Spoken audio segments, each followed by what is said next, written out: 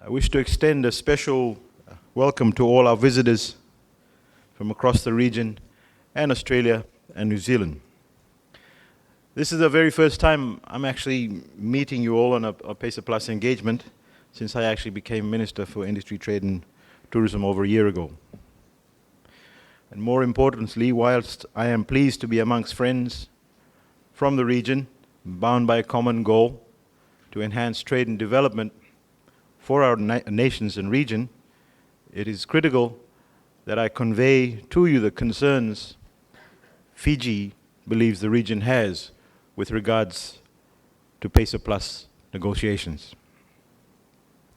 The negotiations have reached a critical stage. However, before we proceed further, we need to revisit the basis for PESA Plus. Our governments have unanimously stated that PESA Plus is not a traditional agreement. However, PESA Plus thus far has not been treated as such. It has also been said that PESA Plus is a development agreement, but thus far these are just mere words. And let me express my views as to what we mean by PESA Plus being a development agreement. A development agreement essentially means securing long-term improved market access, preserving policy space, especially the right to regulate for development, creating employment, and uplifting the livelihoods of all Pacific Islanders and achieving sustainable development. Our agreement on the table does not achieve this. It is for this reason that Fiji, and we believe other Pacific Island countries, does not consider PESA Plus agreement to be motivated by merely markets open through elimination of tariffs or the removal of regulations on services and investment sectors. This is the message that we have all understood from the very beginning. Unfortunately, we have not seen it eventuate in the actual agreement. Today, we have a PESA Plus that does not provide binding commitments in labor mobility or development cooperation.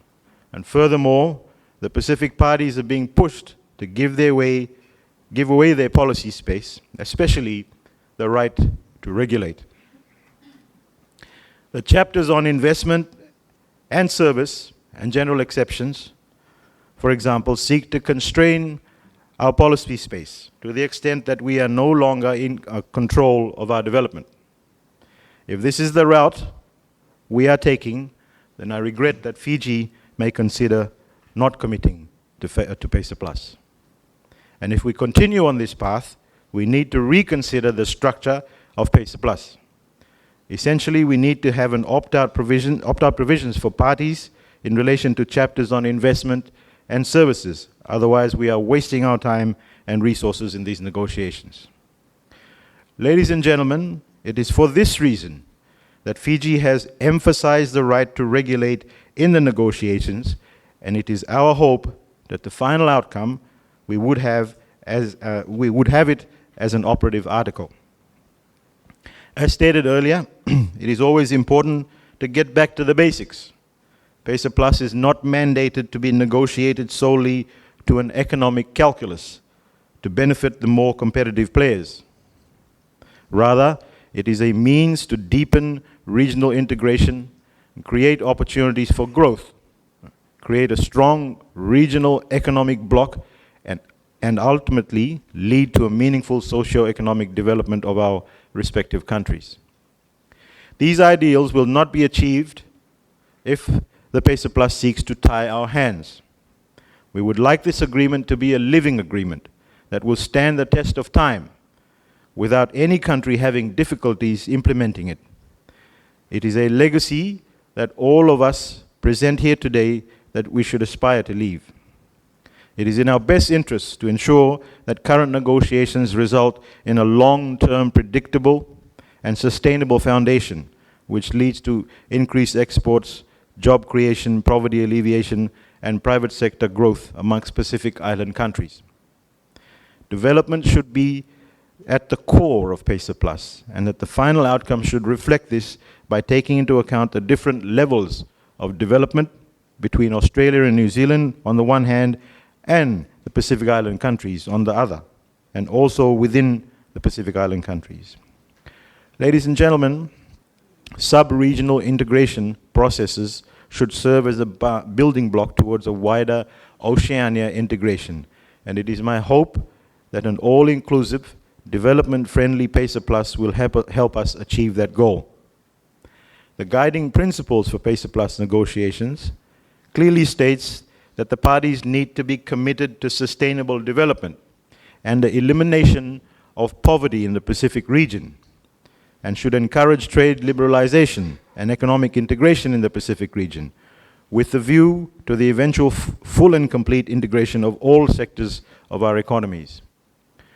Ladies and gentlemen, coming back to the immediate practicalities before us, I am aware that considerable progress has been made in the negotiations. However, there are still a number of Fiji's key positions, as well as those of other Pacific Island countries, that have not been delivered. And this includes, among others, the safeguard provisions in general and specifically provision for infant industry development in the trade and goods chapter, exclusion of the most favored nation most favored national treatment principle, and assurance for parties to retain their right to regulate under the chapters on investment and trade in services. While we comply with the rules set by the WTO for a regional trade agreement, the PACER Plus agreement must comprehensively include meaningful pro-development provisions that also retain and magnify the special and differential treatment to the developing and least developed countries, including the application of the enabling clause and mandatory flexibilities in relation to services. Ladies and gentlemen, Fiji does not agree to the provisions of this agreement that state PACER Plus, the provisions of the South Pacific Regional Trade and Economic Cooperation Agreement, SPARTACA. In other words, PACER Plus will replace SPARTACA for those who are parties to the PACER Plus. However, it must be understood that SPARTACA is a separate treaty that was given to the Pacific under different circumstances. Hence, the SPARTACA must remain to exist, and our private sector and exports could choose under which framework they wish to conduct their business. Ladies and gentlemen, at this juncture, I'd like to reiterate a number of decisions adopted by the Forum Trade Ministers at the 2015 Forum Trade Ministers meeting held on the 29th of October in Cook Islands.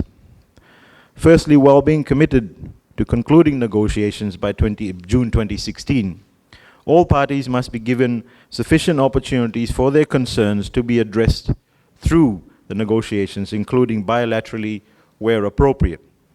And secondly, trade negotiators are to redouble their efforts and conclude a high-quality trade and investment agreement that would enhance the participation of the Pacific Island countries in international trade.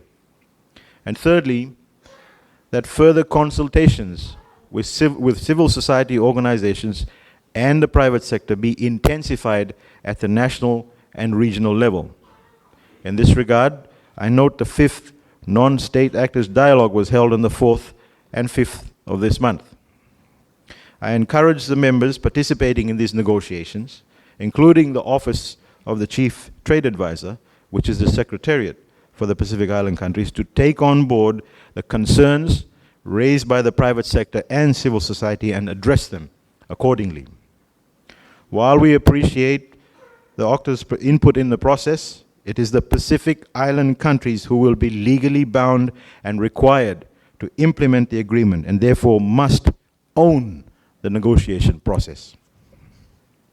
We have serious concerns on the governance system with respect to OCTA's role in the negotiations. OCTA was given the mandate by the Pacific leaders to provide technical support and advice to advance the interests of the Pacific parties in PACER Plus negotiations. However, it has been observed that OCTA has started to determine the negotiating positions of the Pacific Island countries.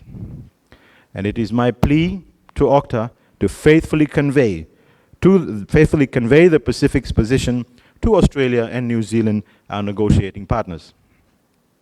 Most of the times, Fijian officials are frustrated and exhausted by negotiating with OCTA. This is a departure from the objectives OCTA was established for. Ladies and gentlemen, we still have challenges ahead of us before we can achieve our objective of concluding a development-friendly PACER Plus.